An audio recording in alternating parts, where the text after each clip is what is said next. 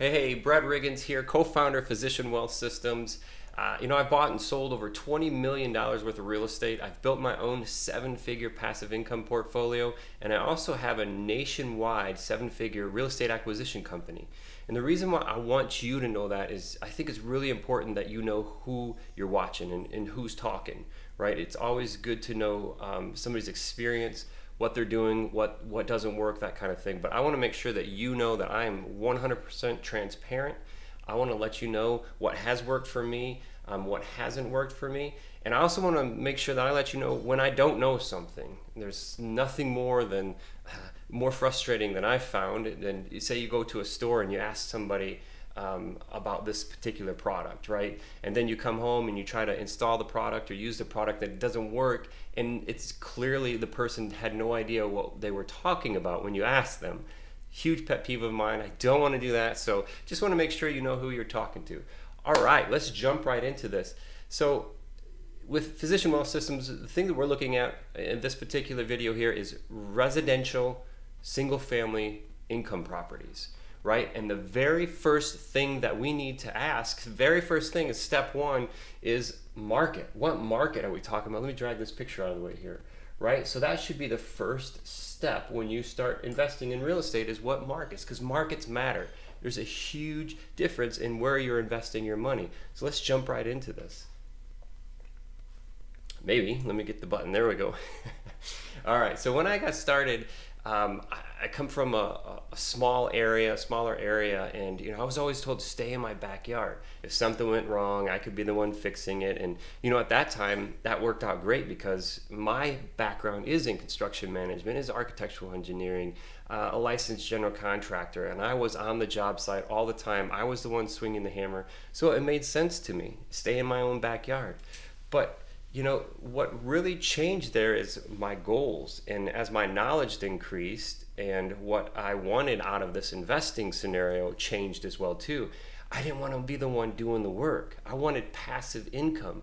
So my goals didn't really align with the backyard. My backyard wasn't big enough. So, through that journey, the investments that I have in those areas, they still work. But when we're looking at a bigger goal, a bigger set, more passive scenario, I want to make sure that we're looking at the right market. During this time, starting out in Southwest Michigan, our acquisition company made a big swing, right? When COVID came along, I no longer had the office.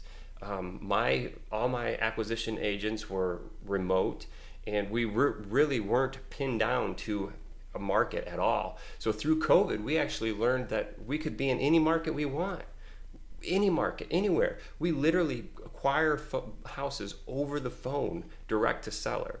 So that's really, really neat. Yeah. So direct to seller, right over the phone, no limitations. Absolutely no limit on what we were doing. So where can we acquire real estate now? Anywhere in the United States. But just because we can acquire it anywhere doesn't mean that's what we want to do. Not every market is going to be equal. So what makes a good market? How do we find these good markets? Well, we really need to know what we're looking at. So what I'm going to show you today is what I've been taught is the outside-in approach. So if you think about it, think of this is a good way to describe it. So I don't want my camera to go crazy here. So if I take my hands and I hold them up, and if I'm arrowing in, think of this as a bullseye. If I'm starting from the outside in, I want to find my pocket like this, right? I want to make sure that I'm starting way out here and then finally coming into the approach. It's the market first, then the house. It's never the house, then the market. That's something I struggled with right away because I found the house and then I was like, oh, is this a good market to hold it in? Because I had a killer deal, right? But it's never that way. You want to find the market and then the house.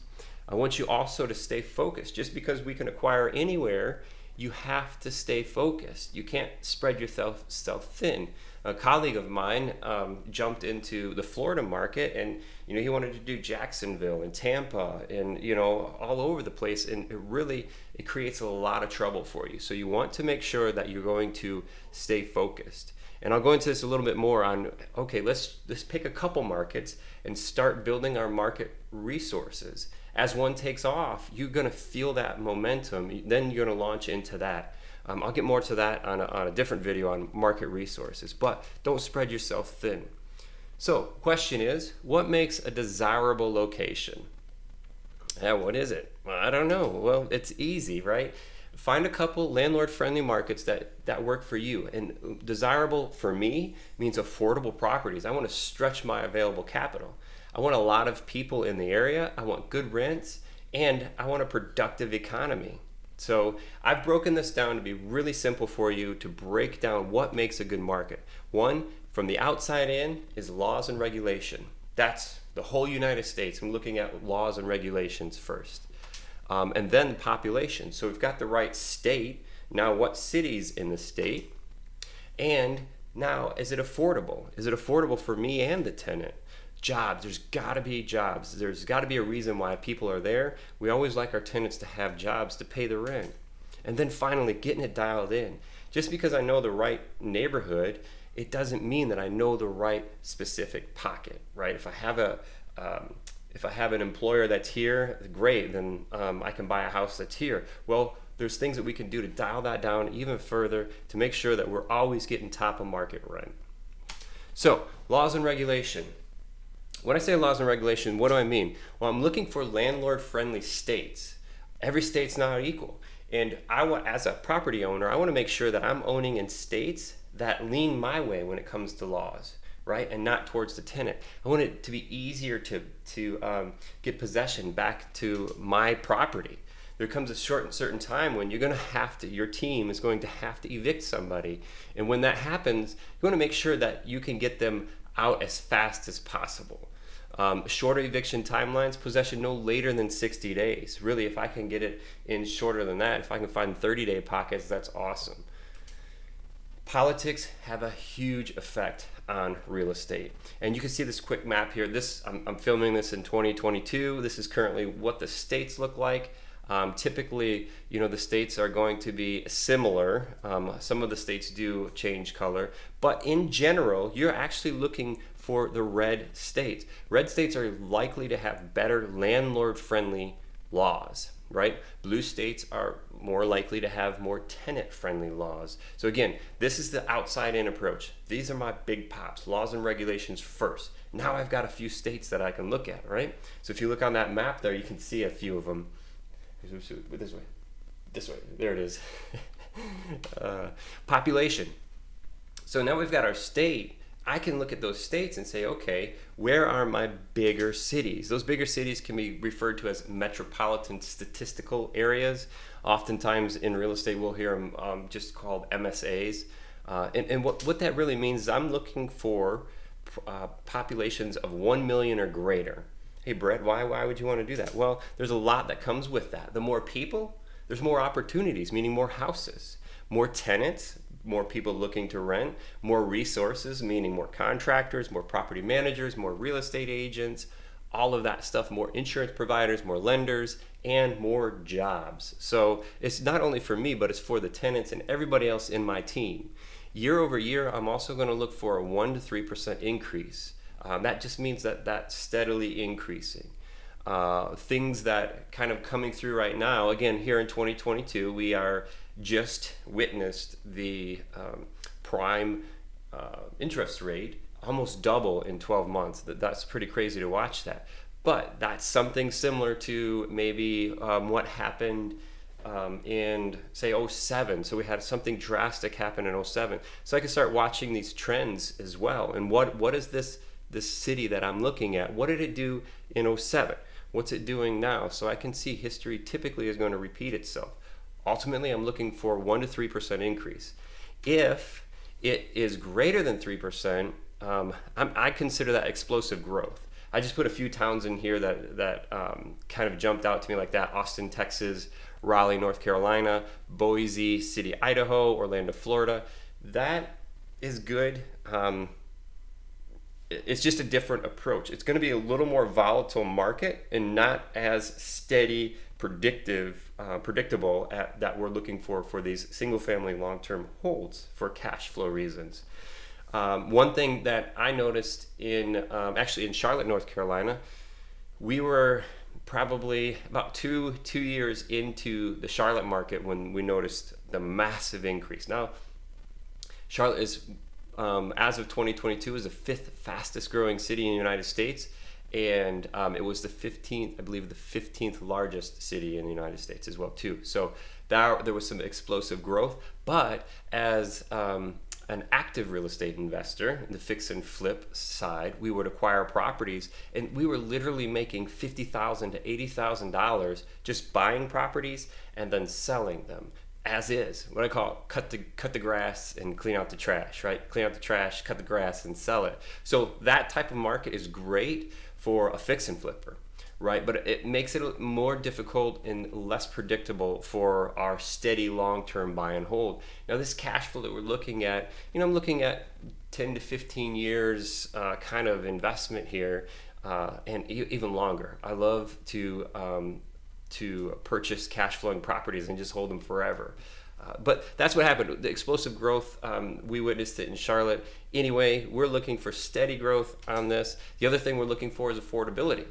And that means I can get more money, more house for my money. So for me and the tenant, right? I want to make sure that it's affordable for the tenant to rent, and I want to make sure that my capital is stretched as far as it can stretch there as well too.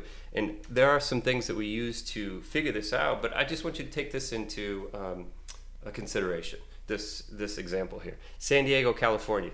The average, I don't know if it's the average or median house price is $850,000. In Memphis, Tennessee, it's $157,000. Huge difference.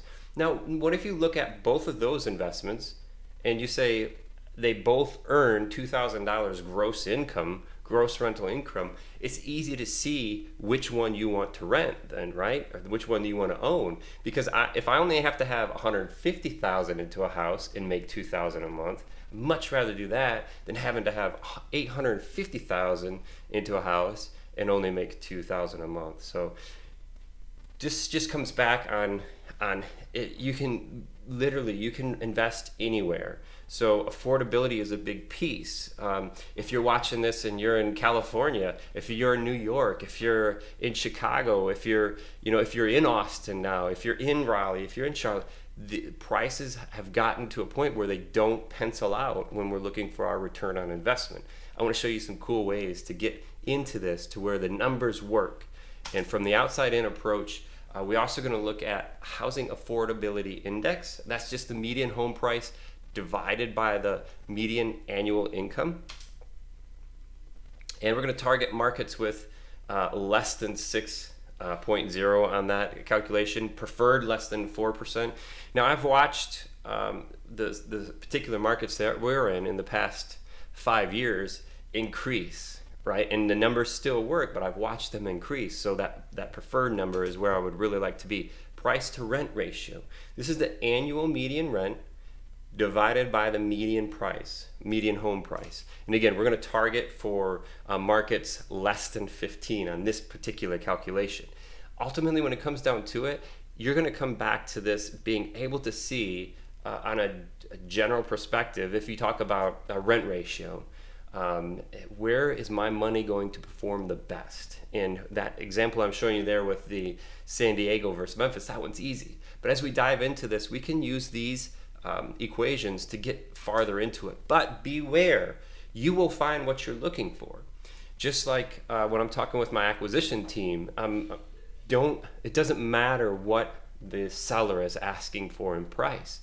It has to be the number that we can afford, right? The number that pencils out for us. So you have to forget about that other thing. It's because if you have a number in your head, it's likely that they're going to hit it. Same way here. If you like, I don't know, Boise, Idaho, then it's probably going to your mind, and you're just going to be able to find reasons to prove that Boise, Idaho is a good market. So beware. You will definitely find what you're looking for. The other thing we talked about is jobs. Of course, we like our tenants to have good jobs so they can pay us rent. One of the things we look at for jobs is the gross metropolitan product. It's similar to GDP. Ultimately, it's just giving us a measure, a number, a KPI, a key performance indicator that economy is producing, right? And it produces more than it consumes, more export than import, basically. So if there's lots of industry producing stuff, that means that there's a lot of jobs there, and that's good for us. That's what we're looking at. Again, we're looking at 1 to 3% increase year over year. We're also looking for major manufacturers, healthcare providers, tech companies, finance companies, and Fortune 500 companies. Now, these are great employers. Again, there's reason why people will be there for those jobs, and where the jobs are, the people need to live. That's where our rentals come in at. Yep, we like our tenants to have jobs so they can pay rent. The last thing I have broken out here is dial it in. What's that mean, Brett? Well, I want you to know the zip codes, right? So again, we're outside in. Do this so my camera doesn't zoom in. Outside in, we went with the laws and regulations, populations, and we're just keep going it in. Economy, right? Now we're getting all the way down into zip codes, blocks, and even streets. I want to get focused in on this.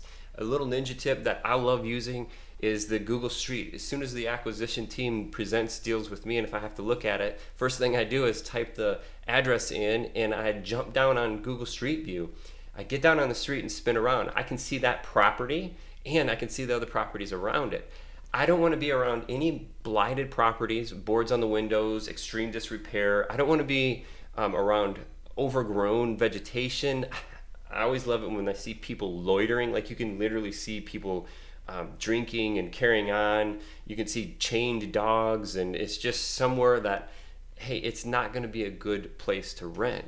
And really, if you're seeing these things, even if you don't know anything about neighborhood ratings, we just use a grade school kind of system where A to F. A is great, F is bad. In that C plus area, you're not going to see the typically the boarded up houses and overgrown vegetation and loitering and stuff like that. That's all going to be C plus and down. So very important to focus on. We don't do anything under C plus. Now, there is some opportunity here when you're on the edges. You'll see that some areas may have a rating of A to F, and it's like, what am I supposed to do with that? You got to lean on your market resources, boots on the ground, to really depend on them in their field, because blocks make a difference. I could have a good block, a good zip, but one street over, I wouldn't want to own that property, right? So make sure you lean on your market resources, but you're getting focused. And when I say don't spread yourself thin, now I know that neighborhood, maybe I'm just sitting on that zip, I like that zip code, then that's it, right? That's where I'm acquiring properties at, because I know I don't want to go 2 blocks to the east. I know I don't want to go 4 blocks to the south. The other thing is more risk, depending on your tolerance, is knowing what development movement is in the area, whether it's political or investor-wise. If there's something happening in the neighborhood and you're pinned in between, like say, an A neighborhood and a D neighborhood, catching those ones on the outer edges as that development movement is going, that's where you're going to see your great value add opportunities. So a little more risk, but you get a little more return. The other thing you can do to dial in is you can actually look at traffic patterns for major employers. Say you've got a major, say a Fortune 500 company, you can actually see where traffic, say they're going to get on the highway and then they're going to get off in this exit. I can see that in the heat maps, and I can even dial that in for, okay, I want to do this neighborhood based off of that employer. Remember, it has to be a big, solid, stable employer as well. High-rated schools, also a plus. Owning in high-rated schools, obviously it's it. Hey, how about a proper area that I like? I like Memphis, Tennessee, and the same reason why I like this area is everything I just talked about. So if you look at this, I've gone through and done the math and put this in. This is 2022, and I'm recording this. The gross metro product, just a little above 77 billion. MSA, remember that's population, it's over 1 million. And I've actually watched that in the last 5 years. It has not gone a lot of movement, but I'm happy with it. The PRR and the HAI, both of those, price to rent ratio, and the housing affordability index, those, you can see that 3.83 is under 4, I've also watched that increase here in the last, it was about 5 years or so. So all those things look great. What I love the most about Memphis is the industry there. It's a big transportation hub and it's a big education hub. Transportation, FedEx is massive, and if you've ever been to the Memphis airport, you could see like FedEx takes over like 10 p.m. That airport is FedEx. They ship one day all over the world, and that's their headquarters. The thing that's also very remarkable about that is just because FedEx is there and they say, hey, if you can get your package here to this location in Memphis, I will take it anywhere in the world in one day. So who do you think is going to be there then? Well, other fulfillment centers, right? Other manufacturers. Because if I'm going to manufacture this product or have a warehouse close to that, I can get it to FedEx. They can get it anywhere in the world. That's awesome. So Amazon, Nike, there's some big time employers there. Also, AutoZone, their headquarters is there as well too. There are 11 major universities there as well too. So super cool, great market. The other thing I wanted to show you too is this is how I've broken out the actual zip codes. And when we're looking at deals or opportunities, we've popped this up. The acquisition team will look at this, and it's easy to see. If something comes up, say in 38111, you can see there's an A to D there, right? So I need to dial in that a little bit further, drop in on Google Street and ask our market resources, ask our property manager, ask our real estate agent, hey, what is this street like, right? But overall, great. I can see everything on here. It's a good resource for you too if you're interested in Memphis. This is how we're leaning on the neighborhoods there. Again, 2022, this is what it looks like. And you always want to update this too as you get more information. Memphis, overall, great area. We really find a pocket in Memphis around, all in around 80 to 120,000. And it really allows us to pencil out some really good returns on our leveraged passive cash flow. So the outside in approach, we sum this up. Hopefully you found value in this. The outside in approach, don't spread yourself thin, stay focused. Market then the house, not the other way around. Don't find this house, somebody got it to you, or you had the opportunity to do this and then see if the market works. You want to do the other way around. You want the market and then the house. You want to find a couple of these landlord-friendly markets that work for you. Affordable properties so you can stretch your capital, a lot of people, good rents, and productive economy. Now, you can see another video that I'm going to record about market resources. What I want for you to do is on step 1 here, find your market and go after a couple of them. Right? Find a couple of them. So then when you start in on your market resource, you're going to feel like one of them is going to have legs. You're going to start getting momentum with your market resources. At that point, then you can put the other one on the shelf until you get really dug in on this market. The things that we looked at, what make a desirable market for us, the laws and regulation, number 1, blue state, red state typically. The population, the size, we're looking for 1 million plus. Affordability. I want to own that house in Memphis, not in San Diego, right? And there's no limit. I could live in San Diego and own a house in Memphis. I just got to have the right market resources. The market needs great jobs. There needs to be a reason why people are there. Needs to keep them there. Needs to keep them paid so they can pay rent. And ultimately, getting it dialed in, knowing what street is what, and all the way down to what schools are good. Always great things. So again, this is leveraged passive cash flow. We're talking about single family residential, and the other co-founder, Thomas Geib, and I just completed a book, and it's how to go from 0 to 12 single family residential income properties in 1 year. We're really excited about it, and if you stay tuned on here, make sure if you subscribe to the channel, and you can hit the notification bell too.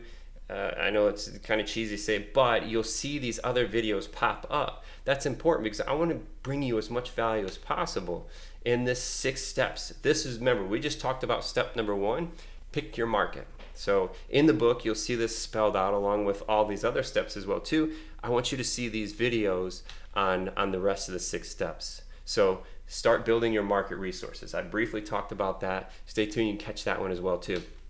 Step 3, Build your flow pipelines, deal flow pipelines. Huge. We're not looking to go find one deal. I'm looking to build a pipeline so those deals just keep rolling in for us. Step 4 is the acquisitions. Step 5 is renovations. And step 6 is asset management.